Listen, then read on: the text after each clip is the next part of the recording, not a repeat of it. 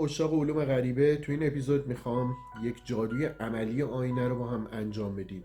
کد کیهانی زیبایی رو بهتون میدم و در مورد شادو پیپل باهاتون صحبت میکنم یا مردمان سایه که در آینه ها زندگی میکنن. بسیار بسیار نادرن اساتیدی که در مورد آینه ها بدونن، با رلم میرور کار کرده باشن و موکلین سایه داشته باشن. خب خیلی ها میدونن موکلین سایه موکلین زیبایی یا زشتی هستن. یک شخصی به دنیا میاد، انقدر در تمام طول عمرش همه بالا بالاش میکنن و همه دوستش دارن و ستایشش میکنن، آنچنان هم اگر به جزئیات نگاه بکنید نه هیکل زیبایی داره نه صورت آنچنان فوق‌العاده‌ای داره، ولی بسیار جذابه، بسیار خواستنیه، همه دوستش دارن. این شخص یک موکل سایه داره. موکلین سایه مسئول زشتی و زیبایی ما هستن. همونطور که همه موکلین جهت خیر و شر دارن، موکلین سایه هم همینطوریه. اگر موکل سایه دارک ساید به تورتون بخوره، متاسفانه هر چقدر که عمل زیبایی بکنید زشت به نظر میرسید و در نظر کسی جذاب و پسندیده نیست. کجاه؟ دنیای ما دنیای فرکانس های مرئی نوره. نور خیلی فرکانس ها داره. 1% میشه این دنیایی که ما داریم میبینیم و درکش میکنیم که بهش میگن نور ویزیبل. خب امواج کیهانی داریم، گاما داریم، ایکس ری داریم، فرابنفش داریم، تازه میشه محدوده مرئی نور، بعد میشه مادون قرمز، میشه میکروویو، میشه رادار، رادیو و امواج باند پهن.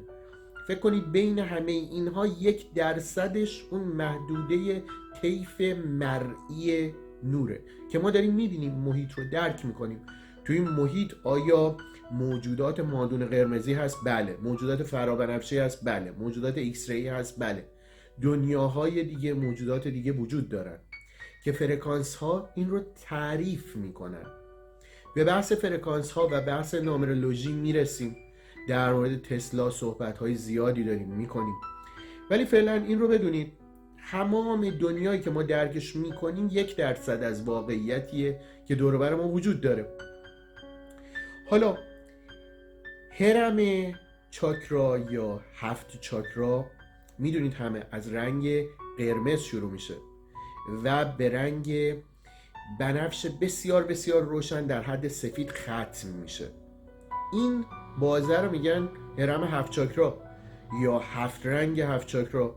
خب میدونید قرمز رنگ اول، قرمز و مشکی، بعدش نارنجیه، بعدش زرده، بعدش سبز یا صورتی، بعدش آبیه، بعدش بنفشه، بعدش هم میشه سفید ترانسپرنت، خیلی بنفشه بسیار روشن که به سفید میزنه. خب این 7 رنگ 7 چاکراست. خب ما توضیح هم دادیم فرکانس های خیلی کم میشن فرابنفش، بعد وارد محدوده نور مرئی میشه و بعد بزرگتر میشه مادون قرمز، تا اینکه خیلی بزرگتر میشه. یعنی اگر ورود ما به جریان 7 چاکرا از مادون قرمز باشه، یعنی چاکرای اول ریشه، خروج چاکرای هفتم فرابنفشه. و میبینید چقدر رنگ ها در طبیعت هماهنگه با دانش معنوی و این برای کسایی که رو رنگ ها تاکید دارن کار میکنن. پس میدونید هرچی رنگ ها به ترانسپرنت و بیرنگ، شفاف، مثل شیشه روشن، مثل الماس نزدیک میشه، ما به محدوده فرابنفش داریم نزدیک میشیم. هرچی رنگ ها به اوپک، مشکی، قرمز نزدیکتر میشه، یعنی رنگ هایی که نور رو رد نمیده از خودش، ما به محدوده مادون قرمز داریم نزدیک میشیم. اولین جایی که ما مادون قرمز رو درک میکنیم آینه است. آینه نور رو بر میگردونه، اوپکترین شیئه، یعنی نور بهش میخوره کاملا بر میگرده. این دقیقاً ورود ما از دنیای مادون قرمز به دنیای محدوده ویزیبل یا مرئی نور، دنیای به اسم دنیای آینه. خب توضیح دادم 2 دسته موکل در این دنیا زندگی میکنن. این یک رلمه که دنیای ما رو متصل میکنه به رلم های قبل از ما، یعنی دنیای مایکروویو، دنیای رادار، دنیای رادیو و امواج باند پهن که اصلا موجودات خاص خودشون رو دارن و این موجودات همه از دنیای آینه میتونن وارد دنیای ما شن، به دنیاهای بعدی ما برن که دنیای فرابنفشه، دنیای گاماه و اصلا امواج کیهانی که خیلی راجبش صحبت داره. پس بدونید اولا که همونطور که همتون میدونید کار ما اسپریت ساینس، یعنی دانش روحی. متاسفانه یک سری از افراد که اسم خودشون هم میذارن اساتید علوم غریبه هیچ نمیدونن از علم غریبه. فیزیک زمانی که تموم میشه متافیزیک شروع میشه، یعنی بعد از فیزیک همه چیزهای فراتبیعی باید با فیزیک قابل توجیه باشه، وگرنه اون فرد هیچ نمیفهمه. ما برای افتاده دست یک سری سغراکبراهایی، دست یک سری دعانویس‌های بی سوادی که هیچ نمیدونن، از این که نمیتونن کاری بکنن دارن کار علوم غریبه میکنن و نمیدونن دارن چی کار میکنن. چیزهایی رو شنیدن و تکرارش میکنن بدون اینکه بدونن از کجا اومده و کل دانششون در محدوده رمل، در محدوده جفره و فقط دعانویسی رو از کل دنیای ماورا و علوم غریبه میدونن. ما امروز داریم در مورد یکی از 72 شیطان سلیمان صحبت میکنیم. کلمه شیطان رو استفاده میکنم، فکر نکنید یین و یانگ، زشت و زیباست، بد شره، نه. 72 موجود ماورایی در انگشتر عقیق سلیمانی سلیمان سیل میشن یا مهرموم میشن که یکی از اونها شادو پیپله یا مردم سایه‌ای که امروز در موردشون صحبت میکنیم، در مورد موکلین سایه صحبت میکنیم که خیلی ها دنبالشن و البته افرادی که اساتید علوم غریبن و میشناسن اینها رو دنبالشن. خیلی از افراد تو این دنیا جنبه های ظاهری دارن که بسیار میکشه همه ما رو و جذابه برای همه ما، نمیدونیم چرا، ولی این آدم برامون خیلی زیباست، خیلی حتی اون آدم شاید ویژگی‌های فوق‌العاده‌ای نداره، در مردها شاید اصلا کچل باشه شاید، ولی انقدر زیباست، انقدر طبق معیارهای استاندارد جامعه حرکت نمی‌کنه. اون شخص موکل سایه داره. حالا میرسیم حتی مثال‌های واقعی براتون میزنم که در سیاستمداران امروز ما چه شخصی از مشتریهای خود بنده از موکل سایه استفاده کردن و چه کار تونستن باش بکنن. خب پس موجودات آینه‌ای یا مردمان سایه میتونن زشت ترین ها یا زیباترین ها باشن. اربابان چاکرای 1 و 2 هستن و شروع محدوده رنگیشون از مشکی، قرمز و نارنجیه و با چاکرای اول کسایی که چاکرای 1 باز دارن میتونن ببیننشون، میتونن درکشون کنن و کسایی که چشم سوم قوی هم دارن و چشم سوم باز هم دارن میتونن ببیننشون. حتی کسایی که چشم سوم نیمه باز هم دارن، در تست ها من یاد دادم که چطوری میتونین متوجه شین چشم سومتون نیمه بازه.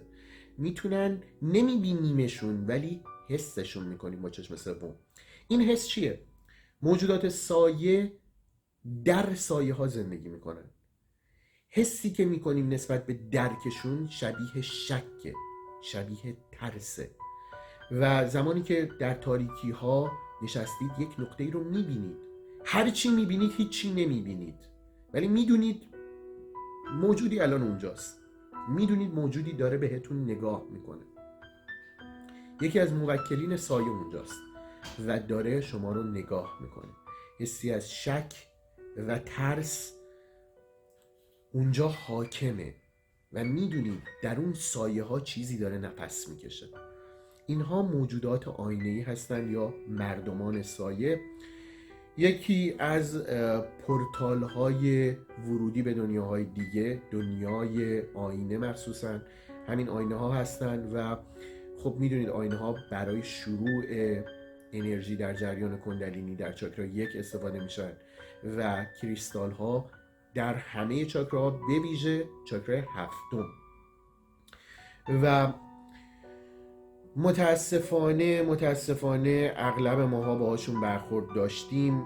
برخوردهایی هم که داشتیم با مردمان سایه دارک سایده و منفی هاشون بوده که بسیار محیط دور و بر رو ترسناک میکنن و زمانی اینها میتونن وارد شن که عمار خانه خارج میشن.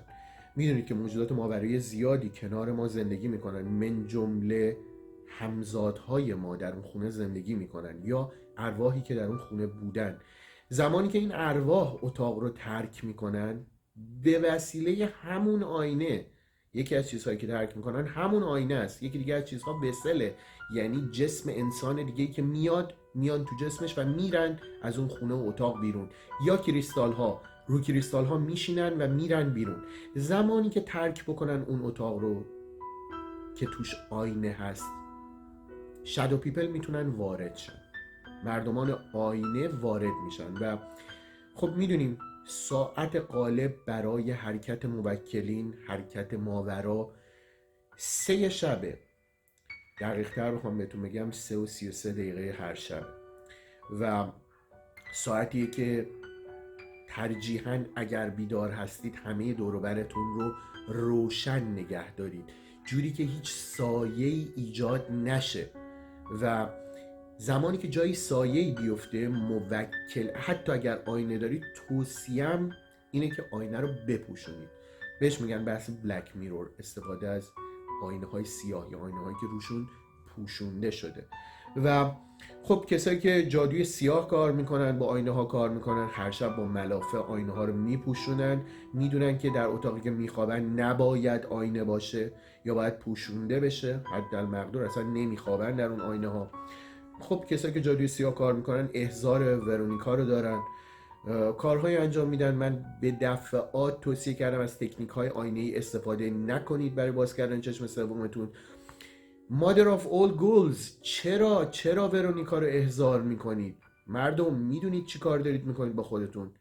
زنی که احضار میشه فکر نکنید اومده آرزوهاتون رو برآورده کنه، مادر همه غول هاست و بیچارتون میکنه. یکی از فرماندهین بزرگ جهنمه و یکی از دارک ترین دارک ساید های مردمان سایه است و نمیدونم چرا. به هر حال احضارش خیلی ساده است، 9 بار با خون روی آینه می نویسن و اسمش رو در ماه کامل تکرار میکنن 9 بار و اذن ورود به اون آینه رو به ورونیکا میدن. و خیلی راحت تو کامنت ها من میخونم که احضارها داره انجام میشه و چرا این کار رو میکنن من درک نمیکنم. چه بلایی سر خودشون میارن، میخوان ذره از ماورا رو ببینن ولی به چه قیمتی؟ و در صورتی که میتونن بسیار راحت از جادوهای سفید آینه استفاده بکنن. و من توضیح میدم امروز جادوی سفید برای پاکسازی انرژی هاست در محیط. اون آینه میتونه مثل یک شردر عمل کنه، میتونه انرژی های منفی رو خورد کنه در محیط و میتونید از موکلین لایت ساید یا روشن آینه ای استفاده بکنید. طلسم های آینه ای رو داریم، دعا در برابر آینه رو داریم که استفاده از همون موکلین سایه است. و خب کسایی که از جادوی سیاه استفاده میکنن آینه رو یک پورتال میکنن، برای اینکه در زمان و مکان سفر کنن با آینه خانی میکنن و از آینه برای ورود به آینه دیگه استفاده میکنن. نکنید دوستان عزیز، اساتید محترم علوم غریبه، نکنید این پورتال ها رو باز نکنید به زندگی مردم. به اسم استرال پروجکشن نکنید این کارها رو با مردم. آینه ندید به مردم. دوستان عزیز که این ویدیو رو میبینید، نذارید از جادوی سیاه آینه علیهتون استفاده بشه. توی اتاق خوابتون آینه نذارید. اگر هم با آینه میخواید جادو انجام بدید، طبق متدی که امروز بهتون یاد میدم فقط رفتار بکنید.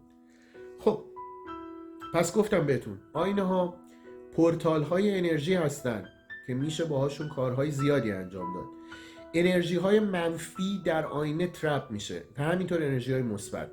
یعنی اگر به یک آینه نگاه کردید و خودتون رو در آینه دیدید، بعد از 10 دقیقه قیافتون شروع کرد تغییر کردن، بدونید مردمان سایه رو دارید میبینید، خودتون رو نمیبینید.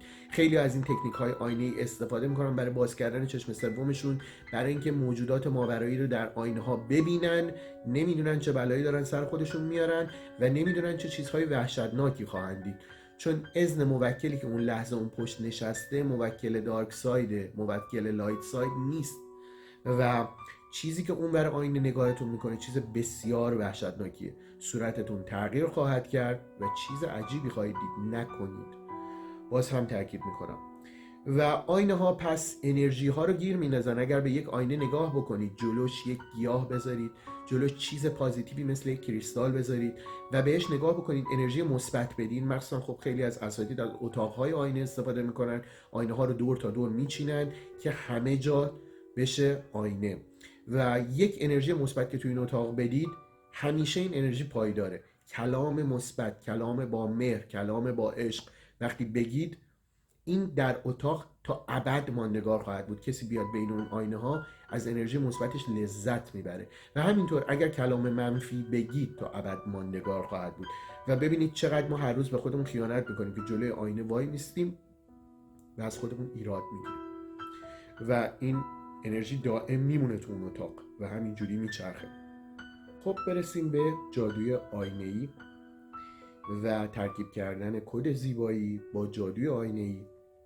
یک آینه رو باید بردارید، روش با یک ماژیک مشکی، حتما دقت کنید ماژیکتون وایت بورد نباشه که پاک نشه از روی آینه، بنویسید. اولین چیزی که احتیاج دارید این شکل هندسیه که بهش میگن هندسه 8 پر، هندسه مقدس 8 پر.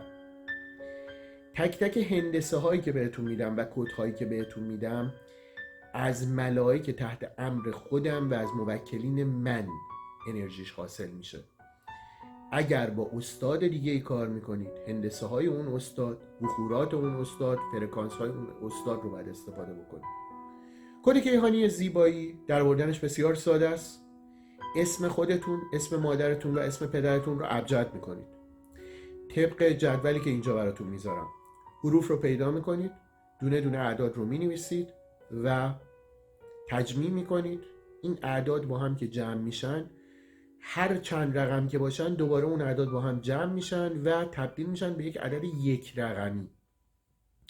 زمانی که عدد یک رقمی رو به دست آوردین، در نهایت ضرب در 2 میکنید. هندستون رو میکشید، کدی رو که به دست آوردید اون وسط مینویسید و یک جمله برای صدا کردن موکل سایه اون پایین مینویسید. این جمله باید مثبت باشه چون موکلین مثبت رو جذب بکنه و جمله‌ایه که موکل مثبت شما داره باهاش شما رو صدا میزنه. خیلی جمله ساده ایه. دقت بکنید جمله باید چی باشه. فکر کنید شخصی داره شما رو میبینه و داره زیبایی شما رو تحسین میکنه. چی بهتون میگه؟ میگه سلام خوشگله، میگه سلام خوشتیپ خان، میگه سلام زیباترین. هر چی که شما رو صدا میکنه. میگه جذابترین. هر چی که شما رو صدا میکنه. مثلا شما یا آقای هستید، مثلا میگه چطوری خوشتیپ.